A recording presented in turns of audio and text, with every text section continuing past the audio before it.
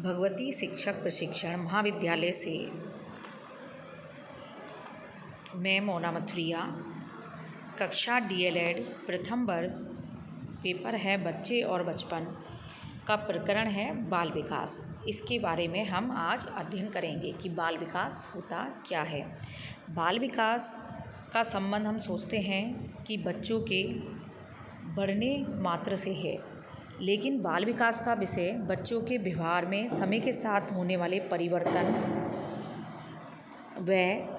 उस परिवर्तन उसके शारीरिक, मानसिक, सामाजिक, भावनात्मक, ज्ञानात्मक सारे परिवर्तनों से है।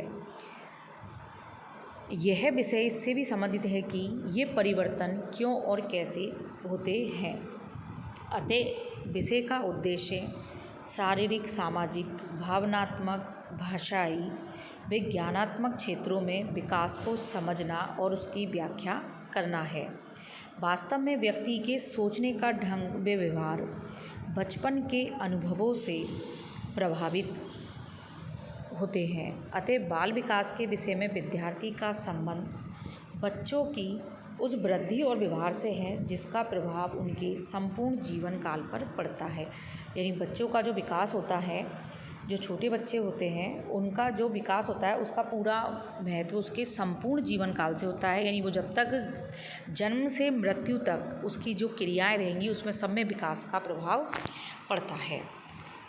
आगे हम विकास का अर्थ देखते हैं कि बाल विकास का अर्थ बच्चों के शारीरिक, मानसिक, सामाजिक, भावनात्मक पहलू में सुधार और वृद्धि। इसमें बच्चों की शारीरिक संरचना का विकास होता है, मानसिक क्षमताओं में वृद्धि होती है, सामाजिक रिश्तों और भावनाओं का विकास होता है। और विकास का अर्थ सिर्फ बढ़ना ही नहीं है, विकास का अर्थ परिवर्तन है। परिवर्तन एक ऐसी प्रक्रिया है जो हर समय चल रही है, अतः प्रत्येक क्षण विकास भी हो रहा है। इसमें एक परिभाषा हरलोक ने कहा है कि विकास बड़े होने तक ही सीमित नहीं है। यानी उनका कहना था कि विकास सिर्फ बड़े होने तक सीमित नहीं है, वस्तुतः यह तो व्यवस्थित तथा समानुगत प्रगतिशील क्रम है जो परिपक्वता प्राप्ति में सहायक होता है। यानी बच्चों की समझ तक। और विकास के कारण उसकी प्रक्रिया किसी क्रिया में निहित प्रक्रिया है। मानव मस्तिष्क की सभ्यता का विकास की प्रक्रिया का परिणाम जो अनेक कारण, दशाएं, वर्गभेद आदि सामाजिक समस्या के रूप में प्रकट होते हैं। इसी के साथ में जो बाल विकास के जो जनक के तौर पर स्टैनली हॉल और जीन पियाजे को जाना जाता है। तो जीन पियाजे के बारे में हमको समझ लेते हैं कि वे एक स्विस मनोवैज्ञानिक थे जिन्होंने बच्चों के संज्ञानात्मक विकास पर महत्वपूर्ण कार्य किया था। उन्होंने बाल विकास के चरणों को 4 क्रियाओं में बांटा: संवेदी साधन, पूर्व क्रियात्मक, मूर्त क्रियात्मक और औपचारिक क्रियात्मक। ये उन्हें सिद्धांत भी देते हैं। इन सिद्धांतों में बच्चों की सारी अवस्थाओं के बारे में, उनके विकास के बारे में समझाया गया है, जो बच्चों के सोचने और समझने के तरीकों को समझने में मदद करता है। पियाजे के काम ने बाल विकास और शिक्षा के क्षेत्र में गहरा प्रभाव छोड़ा। और अन्य महत्वपूर्ण व्यक्ति हैं जैसे लेव वाइगोत्स्की हैं, जिन्होंने सामाजिक सांस्कृतिक सिद्धांत दिया जो बच्चों के विकास में सामाजिक और सांस्कृतिक कारकों के महत्व पर जोर देता है। यानी बच्चे का सामाजिक और सांस्कृतिक विकास कैसे होता है, इसका सिद्धांत लेव वाइगोत्स्की ने दिया। इसी प्रकार स्टैनली हॉल ने उन्हें बाल अध्ययन आंदोलन का जनक जाना जाता है। ये कुछ मोस्ट पॉइंट हैं जिन्हें हमें याद रखना चाहिए। रूसो ने उन्हें बाल केंद्रित शिक्षा का जनक कहा। इसी के साथ में परिभाषाएं ले लेते हैं। क्रो एंड क्रो के अनुसार बाल विकास मनोविज्ञान वह अध्ययन है जिसमें गर्भ अवस्था के प्रारंभ से लेकर किशोर अवस्था तक बालक के व्यवहार में होने वाले परिवर्तनों का अध्ययन किया जाता है। यानी बच्चों का जो गर्भ से लेकर किशोर अवस्था तक के जो बालक के व्यवहार होता है उसके परिवर्तन का अध्ययन किया जाता है। बाकी तो बच्चों का किशोर अवस्था तक बच्चे के आते आते उसकी सारी चीज़ों में परिवर्तन, आकार में परिवर्तन हो चुका होता है, अनुपात में परिवर्तन हो चुका होता है, उसके भार में, उसकी सारे शारीरिक विकास पूर्ण हो चुका होता है। तो सारी चीज़ विकास उसका कंप्लीट हो जाता है। मुनरो के अनुसार विकास परिवर्तन श्रृंखला की वह अवस्था है जिसमें बच्चा भ्रूण अवस्था से प्रौढ़ अवस्था तक गुजरता है। तो ये परिभाषा है। इसी में और भी परिभाषा है, जैसे जेम्स ट्रेवर ने विकास को परिभाषित करते हुए कहा है, विकास वह दशा है जो प्रगतिशील परिवर्तन के रूप में प्राणी में सतत रूप से व्यक्त होती है। यह प्रगतिशील परिवर्तन किसी भी प्राणी में भ्रूण अवस्था से लेकर प्रौढ़ अवस्था तक होता है। यह विकास तंत्र को सामान्य रूप में नियंत्रित करता है। ये प्रगति का मानदंड है और इसका आरंभ शून्य से होता है। ये जेम्स ट्रेवर ने अपनी परिभाषा के माध्यम से पूरे विकास को समझाया है। इस प्रकार विकास के कई रूप होते हैं। जैसे रूपों के माध्यम से आकार में परिवर्तन, जैसे शारीरिक विकास निरंतर शरीर के आकार में परिवर्तन होता रहता है। आकार में मतलब है हृदय में, फेफड़े, पाचन तंत्र, पैर है, हाथ पैर, पेट है, पीठ है, सर का आकार है, लंबाई है, ये सारी आकार में है। तो इसमें पूरी चीज़ का परिवर्तन होता है। तो ये इस बाल विकास की परिभाषाओं का एक बुक है। इस प्रकार से विकास के प्रकार हैं। जैसे मानसिक विकास, तो मानसिक विकास को हम कैसे समझ सकते हैं? जैसे कि एक बच्चा होता है तो उसके विकास में यह है मानसिक विकास, जिसमें बच्चे की मस्तिष्क में सोचने समझने की और बुद्धि मानसिक विकास पर निर्भर करती है। 2 वर्ष की अवस्था में बुद्धि तथा गामक विकास के सहसंबंध का ज्ञान होने लगता है। जिन बालकों का बौद्धिक विकास अवरुद्ध होता है, जिनमें गामक कौशल भी अवरुद्ध पाए जाते हैं, यानी उसमें चलने, सोचने, समझने सारी वो अवरुद्ध हो जाती हैं। वृद्धिमान बालकों में गति अधिक पाई जाती है। विद्यालय पूर्वावस्था में बुद्धि तथा गामक का संबंध प्रखर रूप में देखा जाता है। अगर मानसिक विकास सही होगा तो उसकी मांसपेशियों का विकास, अभिप्रेरणाओं का, गति का, ये सारी चीज़ का परिपक्वता है, संवेग है, सारी चीज़ इसके अंदर आ जाती है। क्योंकि हमने विकास में पढ़ा है कि मस्तिष्क में होता है, मस्तिष्क से पैर की तरफ सिरोपुक्ष क्रम है, समीपस्थ क्रम है, ये सारी चीज़ मानसिक विकास में शामिल है।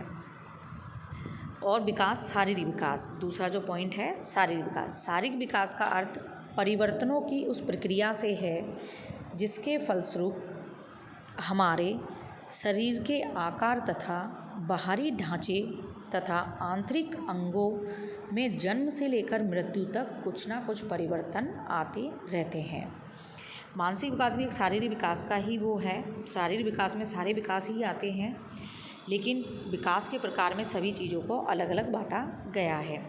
तो शारीरिक विकास में प्रत्येक छोटे बच्चों की जो सबसे अधिक प्रत्याशित तथा चिर प्रतीक्षित इच्छा बड़ा होने की होती है।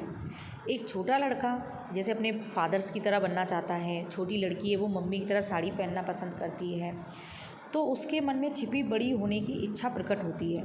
इस प्रकार शारीरिक विकास बाल विकास के लिए महत्वपूर्ण है तथा इसका बच्चे के संपूर्ण व्यक्तित्व पर प्रभाव पड़ता है। बालक का शारीरिक विकास उसके व्यक्तित्व का आधार है।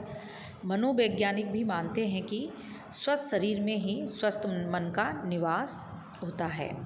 ये हम सभी जानते हैं। शारीरिक विकास का बालक के व्यवहार की गुणात्मकता और मात्रात्मकता दोनों पर गहरा प्रभाव पड़ता है।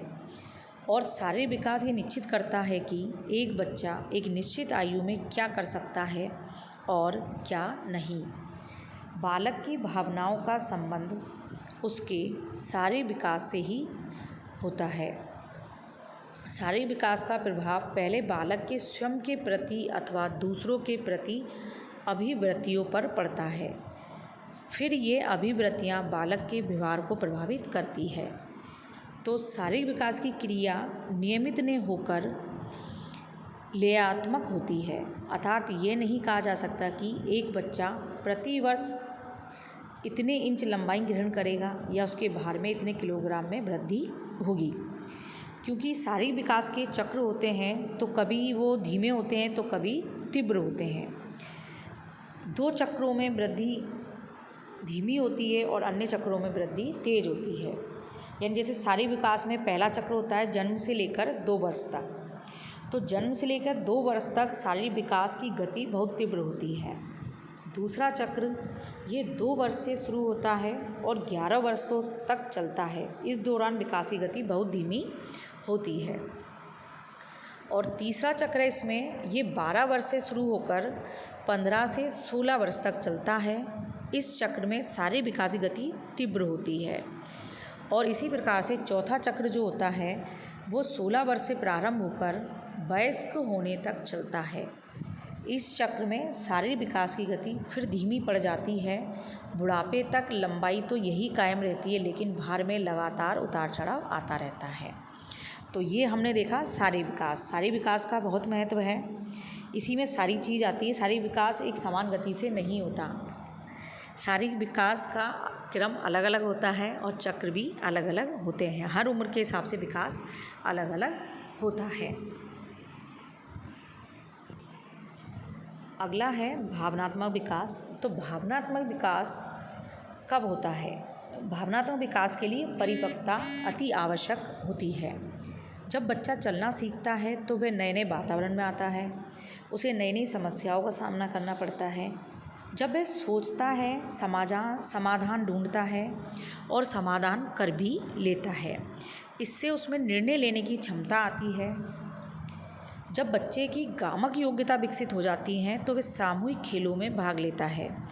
खेलों में वह हार और जीत दोनों को स्वीकार करना सीखता है, जिससे वह अपनी भावनाओं को नियंत्रित करना सीखता है। तो खेल की भावना को सीखता है, जिससे अप्रत्यक्ष रूप से उसमें भावनात्मक विकास हो जाता है।